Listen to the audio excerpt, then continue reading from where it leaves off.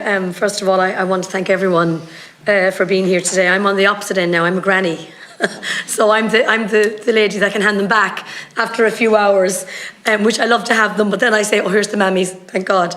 Yeah, no, look, I'm a mother of four myself, so I would see that childcare, and I always say educators, the role that they have played. And I always say this, I think during COVID even, I mean, you kept the place running, you kept the country running, you were part of, the system working, which, we were having huge challenges. So I totally respect, and I'm very mindful of it. I think, I always say politics is a calling. I think childcare and education is also a calling, because you love kids, you love working with the kids, and that's a lovely thing to give back, I think, to society. And I just want to go to, I just picked out some of the questions here. I think SIP2 first, or I better be careful, with you spoke about the early years, the educator, and I would have a concern. What you said about the minimum wage is $13.65, which is now $1.15 lower than the living wage. It's a huge issue, because, and the biggest issue, and every one of you spoke about it today, was recruitment and retention. And I see it myself in Carlow, where I see a load of childcare educators that I would know, and a lot of them are actually gone back and they're doing primary teaching. A lot of them have gone back and they're doing the Hibernian courses or doing other courses. So we have to make sure that we appreciate and make sure that we pay the proper wages. But you can only do that with proper core funding. And I think for me, that is the biggest issue. We have to give more core funding. And I think that's why, as you said, we are losing staff. I firmly believe that. The other question I wanted to ask, and I had a few which have answered some of them. And I know this to me, I think it came up through the Association of Childcare Professionals when you spoke about, while everybody doesn't mind inspections, there's no problem with that. But the issue is, for me, the paperwork. The amount of paperwork. And I know I've met with Elaine on several occasions now. And I would be very close to a lot of the childcare providers in Carlow, Kilkenny, in my own area, as is Kathleen. And we would see, and every time we meet with them, they say, Jennifer, we nearly have to have one staff the whole time now just doing paperwork. That can't be allowed to happen, because with that, it's not fair.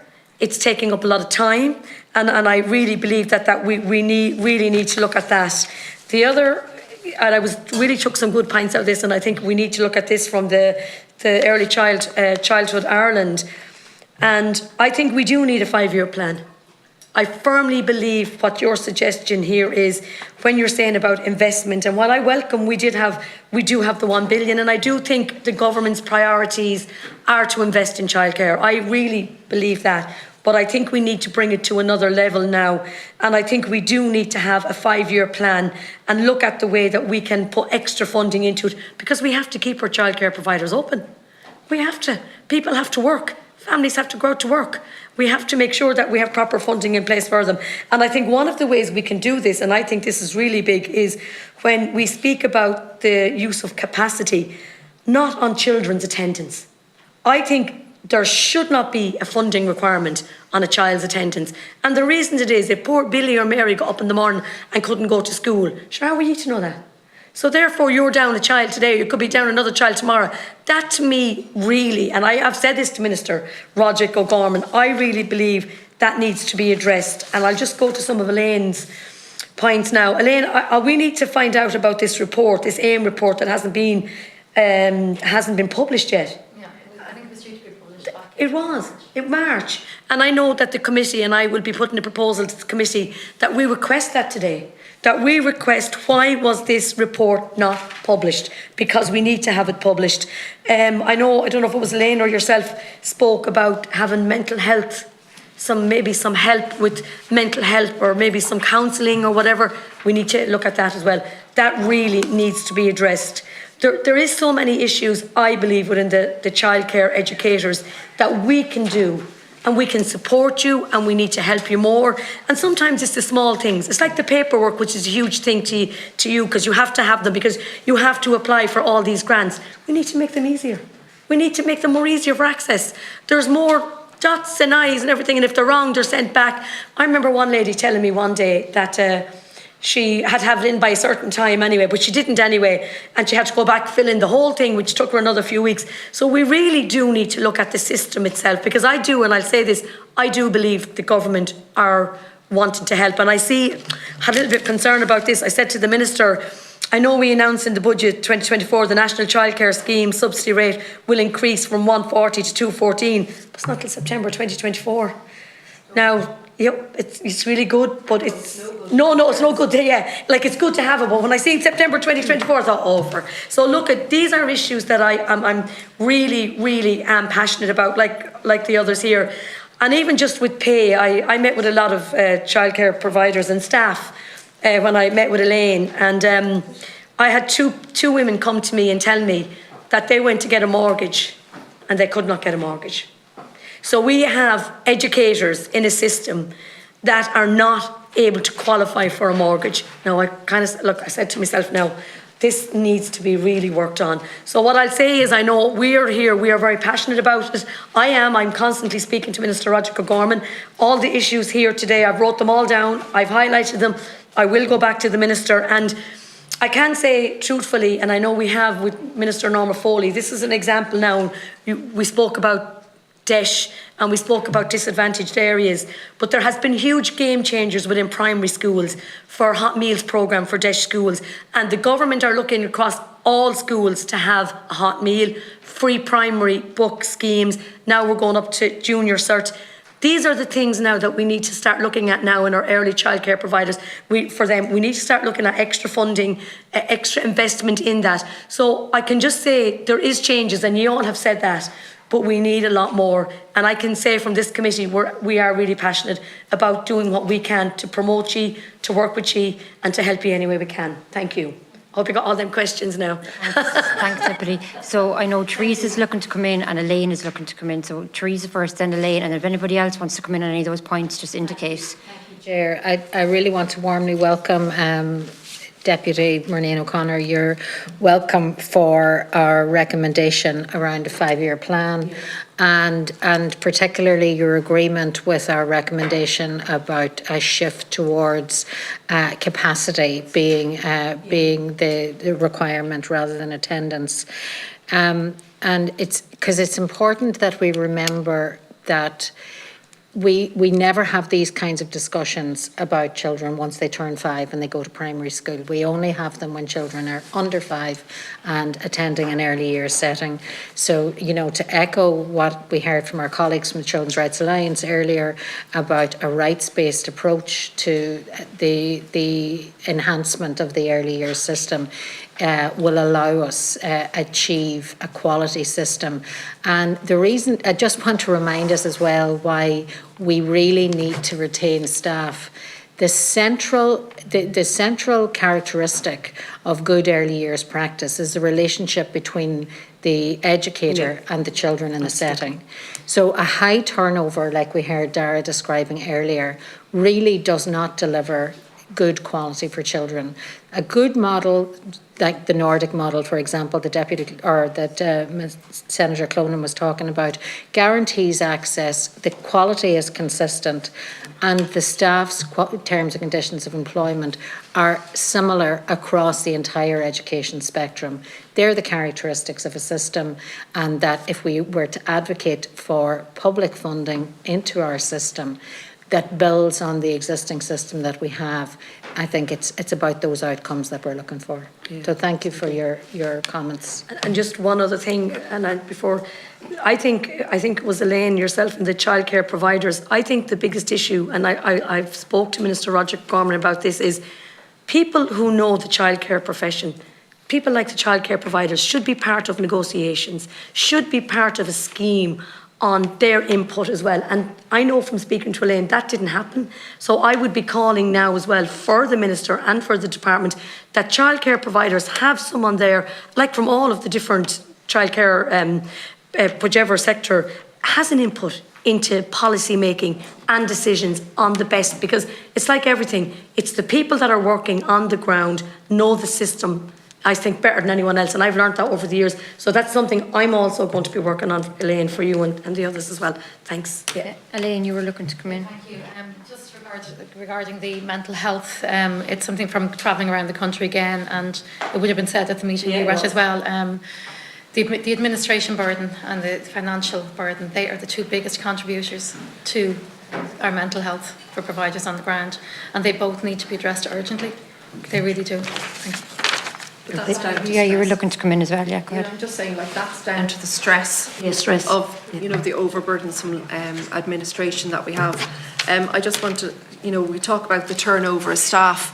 Well, ultimately, that relates to the income that we receive. Like, currently, a lot of the ECC, all ECC sessional services, we are already publicly funded. Technically, we're publicly owned. We're giving the best service we can. We've had one increase in 13 years of 7%. You know, for some services that did not sign up to core funding, they've lost their higher cap programme support payment, which means they have a reduction of €534, as I do in one of my services, per child. Like, that's a lot of money. That's like, in one service, that would have been 45,000 I would have got. But the difference of what we received with higher cap and programme support payment versus core funding was a difference of about €3,000. Like, where was €3,000 extra going to pay the euro levels, increased euro levels last year? My staff would not have been on the 1550. Outside Dublin, our rates are a lot lower. Like in rural Ireland, our rates are much lower, you know, by 40% in some cases. But yet there's a different cost base. Every service model, no matter what way you want to put it, or no matter what way the department might like to say, we want a one-size-fits-all, you know, you're not going to get a round peg into a square hole. Yeah. Everybody has a different cost base. Capacity obviously is a massive issue across the sector. Like the smaller services, our core funding is lower. One provider, childminder provider, gets 6,000 in core funding. She's very worried that now with the additional set of accounts that we've been asked for, that'll cost her another 1,500 minimum. How is she going to afford all the increases? For the rest of us, for one of my services, I did not sign up for core funding. I increased my fees instead because I was very worried. I wanted to see where this was all going. I didn't want to lose autonomy of my business. I provide combined care, which includes like sessional ECC, which is free in the afternoons, full day care and part-time. We prioritise those places because I have full-time staff who want 52 weeks a year work.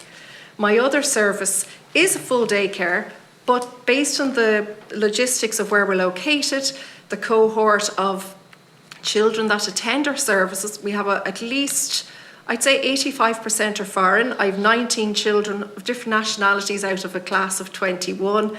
We have 16 children on AIM. It's very diverse, culturally diverse, but with that comes a lot of other issues that in reality, the department don't see.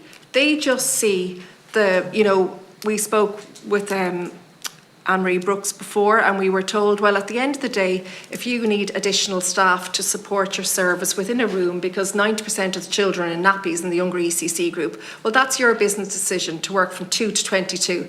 If you want to employ more, we're not, they don't look at that. They're just looking at the regulations, the rules, the guidelines, the costs, and it's up to us to make that money work for us. Now, with AIM, we have a child this morning, he's pulling his nappy out. The inside was nappy out and he's rubbing it in his face and stuff. The child needs support. The parents in our service need support. We are more than educators. We are social workers. We bridge the gap for every level of care that those children need.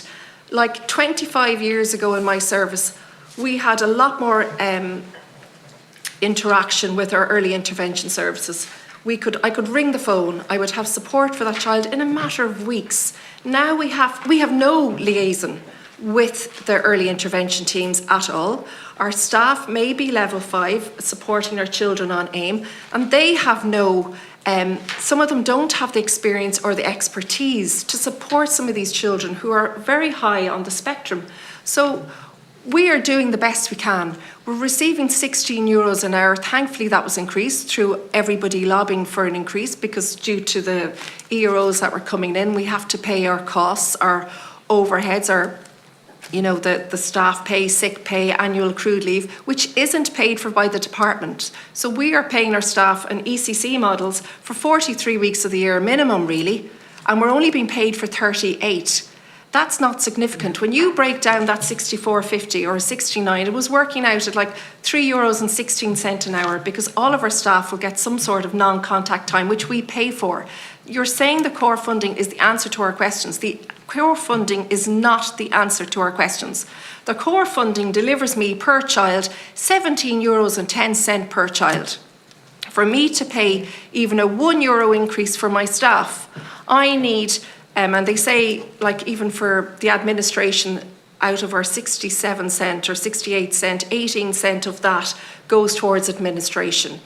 For me to pay somebody, I need 90 children at 18 cent, or I think, sorry, I'll just double check, beg your pardon.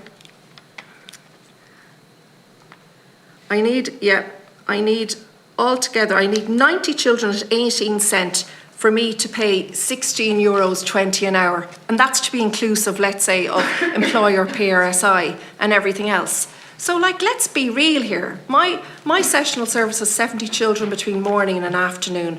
You know, our demographics in the area, our childbirth rates are lower this year.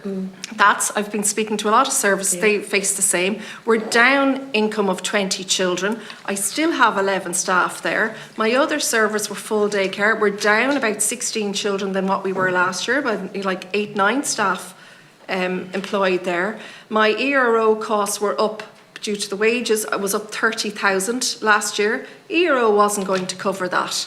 So you're talking about core funding is the magic number. It's going to fix everything. It's not going to fix anything. You need to raise the capitation of ECC. Full stop. To be on 64.50, when back 13 years ago I was €90 a week, and now I'm on 64, well, we're getting 69, but 64.50 is offset off the parents who are part-time and full day care. Where are you going? We have not moved with inflation. Nothing has been index linked. It's not acceptable.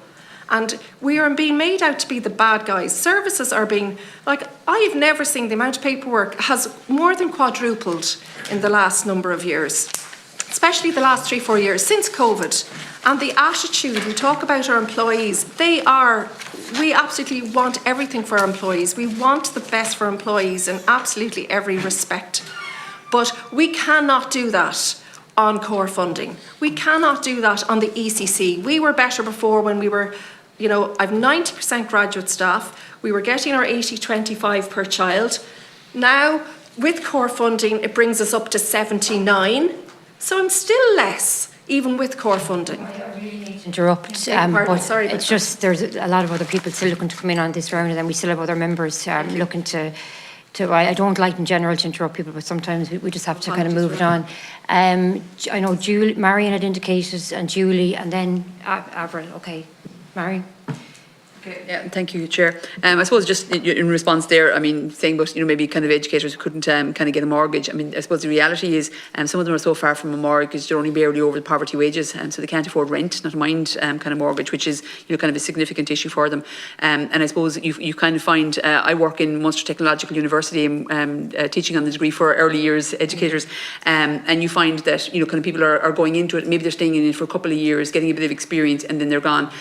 Some of them are gone. I mean, it's brilliant for primary education when they do go in there, they get the benefit of it. But a lot of them are kind of going abroad, and it's great for them to have travel experience. But I mean, the reality is that for so many of them, the reason they're going is they can't afford, and they definitely can't afford to start a family. You know, and I suppose that's a huge thing for them. And so you hear about them going abroad, and they're going abroad so that they can bring some money back, so that they will maybe have an option of starting a family. I mean, that's really problematic when you kind of go, people are needing to make family decisions because they won't be able to afford their own children, you know, which is a reality. And just in relation to the food, you know, in terms of what's happening in primary schools, and it's brilliant that is happening in primary schools. There was a pilot in early years, you know, in relation to that. But we don't know where it's going or when it's going anywhere. And I suppose part of the thing as well is there was targeted funding for services, particularly services in areas of significant disadvantage and marginalisation, that were able to provide food for children. But I suppose when some of the targeted funding went, and while we're waiting for the rollout of what the equal participation model, children who were getting food are no longer getting food because the services can't afford to give them food. So I think we've lost some stuff over the last few years on the journey towards something that's supposed to be better, but we don't know when it'll be here. And those children in the meantime, are the families are struggling. I look into that. Thank you. Thank you. Sorry, Julie. Yeah, sure. Just to come in on your point, apologies, about debt and the fact that it was a game changer at primary level. I mean, the equal participation model has the potential to really be that game changer.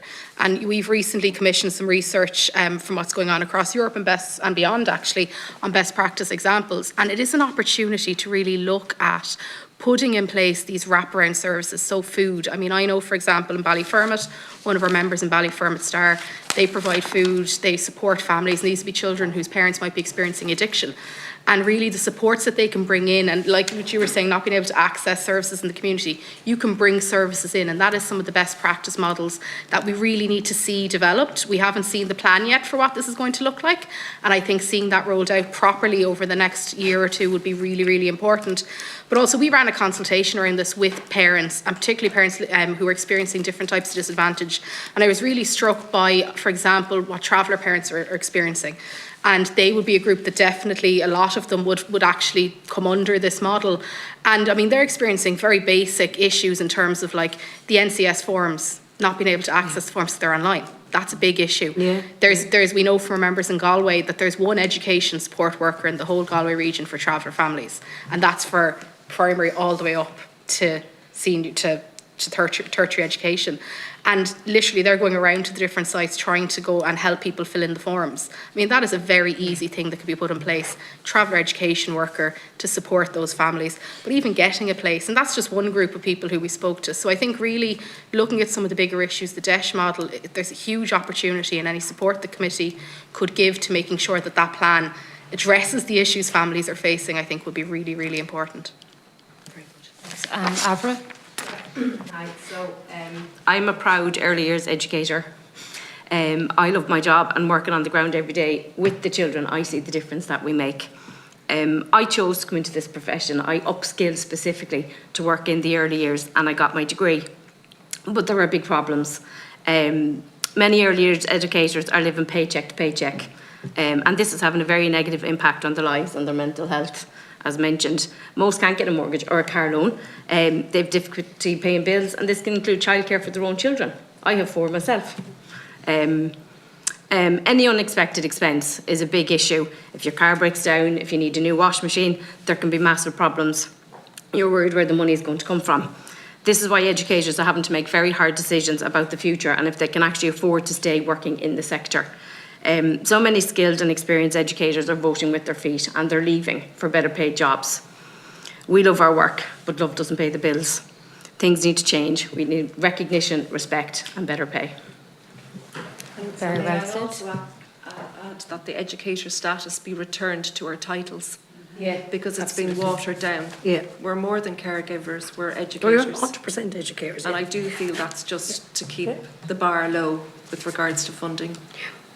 Anne, sorry, I think you were looking to get in as well, were I you? was just going to, in relation to the paperwork and the communication directly with providers and that on the ground, there has been attempts to make a communication, like for instance with the NCS before it was introduced. Across the board, people said the early rate's not going to work because it's not our system. We work regulated by sessional, part-time, full-time. Why would an hourly rate suddenly be thrown into it? But it went ahead with the hourly rate, and as it has been, is not working. And then again, just recently, there was a meeting around the country in regionals in relation to this new Charter of Accounts. Oh, yeah. And every meeting that was attended, I was at the one myself personally in Navan, and it was a no, this ain't going to work. And why can't you do it X, Y, or no way or no? And next thing we get a letter on the 24th of October, guess what? We're going ahead. So it's very hard when they're not listening. They may take on board what we're trying to say, but they're not listening, and it's very frustrating when you're constantly feeling that you're at a battle for every move they make. Like this cost of accounts, and I don't mean to focus in on it alone, but it means for services out there that don't have it, have to pay for a second set of accounts, because they let us know on the 24th of October of this year that they wanted the validated report accounts from the 1st of September 22 to the 31st of August 23. So at this time of the year, a lot of people may be going through their accounts. Their financial year could be January to December, it could be, and all of a sudden they want a different financial year. Now, with the circular they even produced, they sent out with it, they should have let us know that too. Instead, now the whole sector is in a camozzle at the minute because they're worrying about where is the money going to come out, because the accountants are going to have to do this. They insist on the accountant signing off on it. A lot of people have went to their accountants and they said, where he is going with that? Not a hope in hell. And we're stuck in the middle. And it's not, it's even actions like that it sends, to talk to providers on the ground, and I can only speak to the amount of people that I work with in Cavan, but it's just frustrating. You just feel, oh God, where are we going? And it's up top of everything else that's been said around the table. Thanks, Anne.